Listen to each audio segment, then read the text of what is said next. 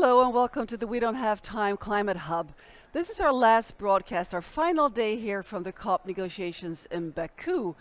And it feels a bit strange, doesn't it, Nick, to say it's the last day? Yeah, it certainly does. I mean, we've had so many great guests from all over the world on the show so far, and we've heard so many solutions and really felt the passion and the eagerness of many of our guests to make things happen. But I think it's also a bit strange for me because kind of here we are again.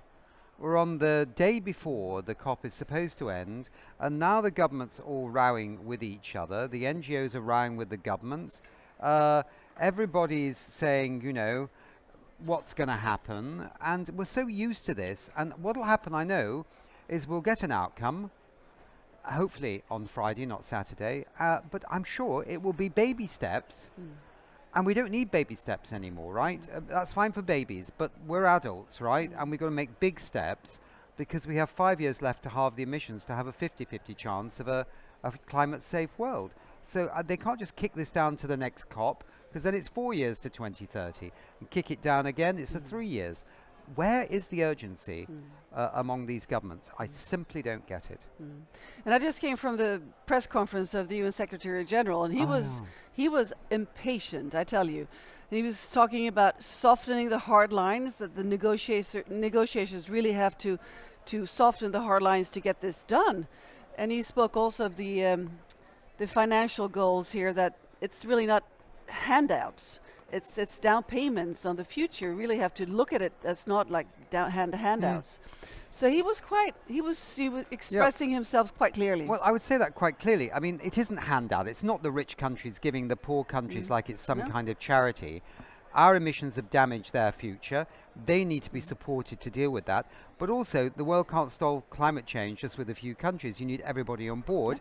And the poorer countries need financial supports that they can actually also help in the fight against climate change. And everybody wins if you do that. Absolutely, absolutely. So our broadcasts might be coming to an end, but we have so much stuff on our website. For instance, don't miss the climate documentary that's called Climate Extremes at the Abyss. That is, in this documentary, we have Professor Johan Rockström and other climate experts. And we also have two other great environmental documentaries from TVE. Of course, all this content is searchable on our website. It's very easy. You just type in what you would like to see, and it pops up. So there's like a gold mine in there. Yep, and of course the app as well, with a lot of information about climate solutions. You can also send climate love or climate warnings to companies and governments or leaders that deserve it, and stay up to date with the climate news from multiple international news sources. And normally at this stage in our opening of the broadcast, we have Ingmar Rentzhog next to us, but he had to go back to Sweden.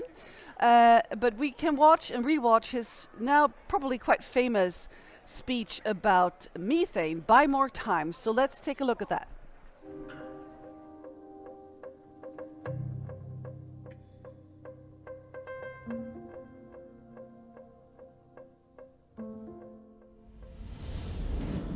This is the climate crisis today.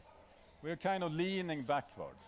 And the more emission we put up there, the more we're leaning it. But we can still do this, right? The problem, if we pass 1.5 degree, and we're very near, we're kind of there, but if we stay there and we just keep going up, there is a big, big risk of hitting a tipping point. And when we hit a tipping point, this share will be very, very hard to put back up. So this is what we must avoid for the climate. And we have a cure for this. The only thing we need in order to make it is more time. We need to buy more time. And now we feel the resistance from the politicians. But when we're up here, they will not resist the green transition because the green transition are the majority.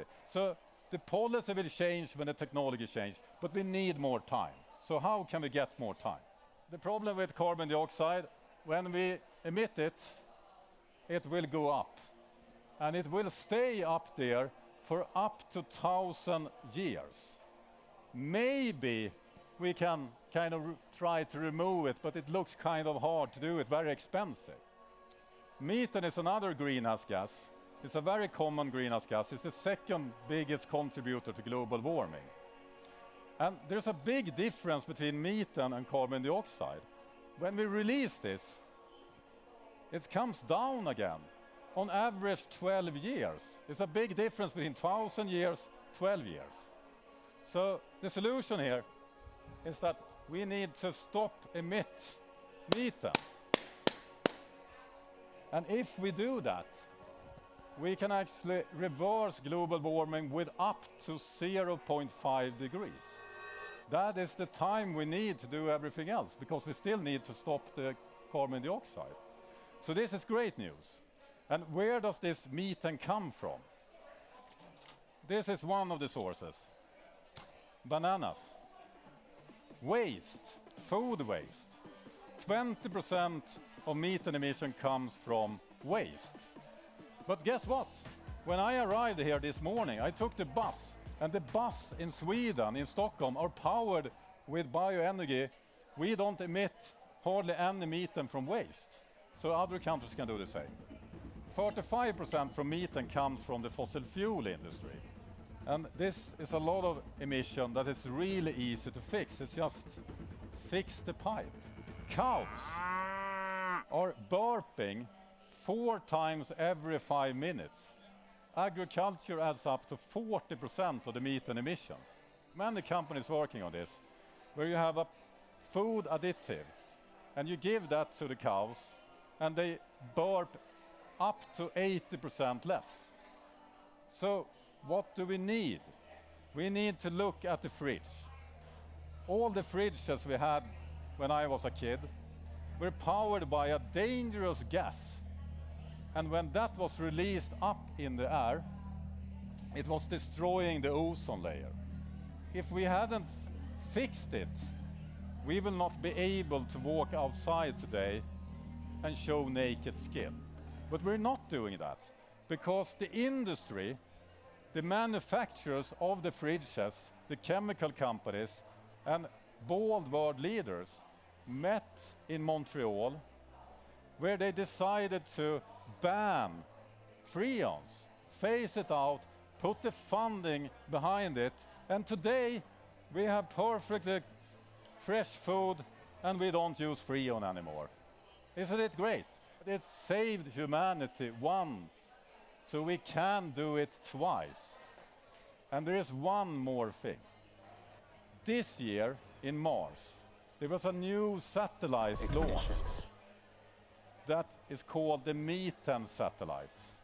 And it will measure open data where we have emission from methane, leakage, and we will know exactly where we need to fix the problem. We don't have that for any other climate gases, but we have it for methane. So a legal system, some funding, and the data is everything we need. And this is what Buy More Time is all about. We can do this.